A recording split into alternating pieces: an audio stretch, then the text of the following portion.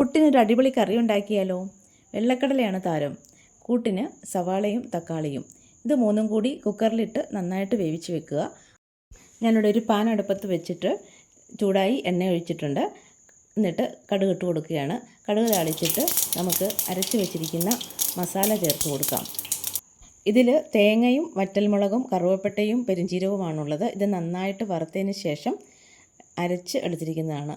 തീയലിന് വറക്കുന്ന അത്രയും ഡാർക്കായിട്ട് എടുക്കണ്ട. നന്നായിട്ട് കളർ മാറി വരുമ്പോഴേക്കും എടുത്ത് തണുത്തതിന് ശേഷം അരച്ചെടുക്കുക. എന്നിട്ട് ഇത് നന്നായിട്ടൊന്ന് മൂപ്പിച്ചെടുക്കാം.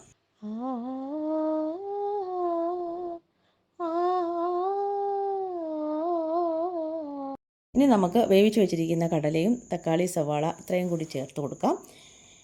എന്നിട്ട് നന്നായിട്ട് ഇളക്കി യോജിപ്പിക്കുക. ഗ്രേവി നമ്മുടെ ആവശ്യാനുസരണം എടുക്കാം. നല്ല ടൈറ്റായിട്ട് വേണമെന്നുണ്ടെങ്കിൽ അങ്ങനെ ആകാം. ഇനി മീഡിയം ടൈപ്പ് ആണെങ്കിൽ അങ്ങനെ ആകാം.